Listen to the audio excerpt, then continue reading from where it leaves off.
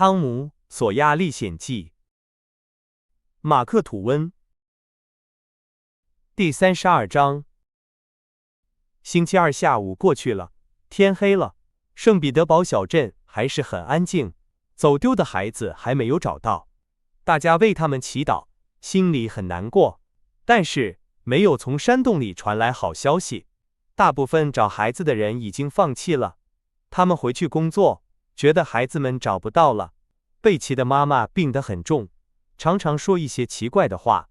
人们说，听见她叫女儿的名字，然后听很长时间，又把头放在被子里哭，让人觉得很难过。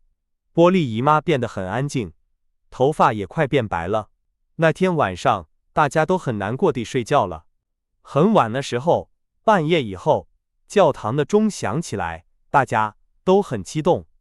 人们穿着衣服，跑到街上，大声说：“起来，起来，找到他们了！”大家敲东西，吹喇叭，很吵。人们走到河边，看见孩子们坐在一辆车上，很多人拉着车，大声叫好。大家围着车一起走，大声地叫好。整个小镇都亮着灯，没有人想睡觉。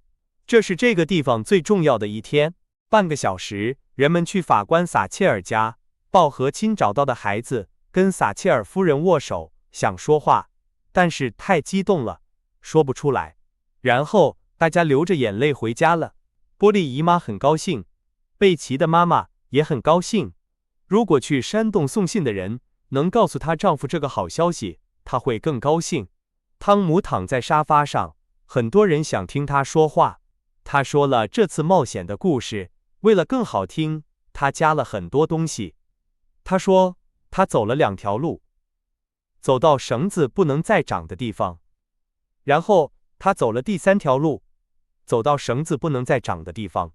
他要回去的时候，看见一个很小的点，好像是外面的光。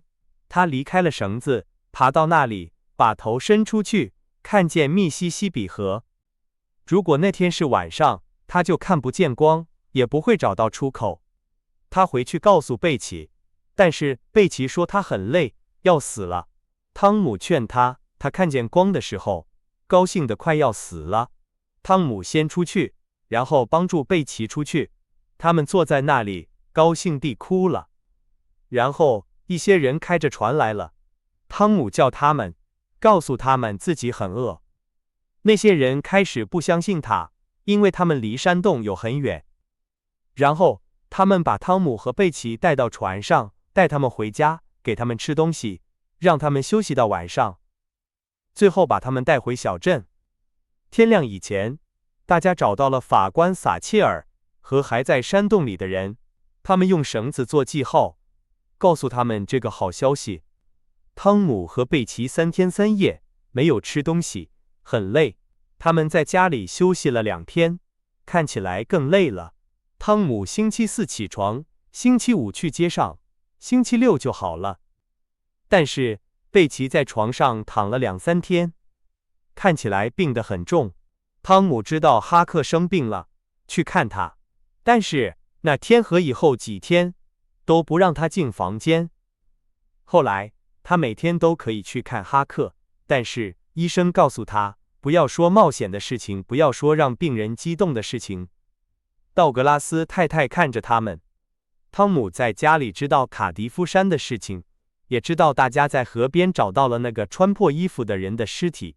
他应该是想逃跑的时候淹死了。从山洞出来2个星期以后，汤姆去看哈克，哈克已经好了，可以听任何事情了。汤姆知道一些哈克会很高兴的事情。他去法官撒切尔家看贝奇，法官和他的朋友让汤姆说山洞里的事情。一个人笑着问他，想不想再去山洞？汤姆说想去，没有问题。法官说，你不是唯一想去的人。我们想好了，没有人会再在山洞里走丢了。汤姆问，为什么？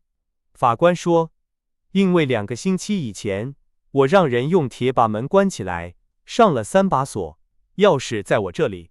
汤姆的脸变白了。你怎么了？拿水来。大家拿来水，泼在他的脸上，好多了。你怎么了？汤姆说。法官先生，印第安乔在山洞里。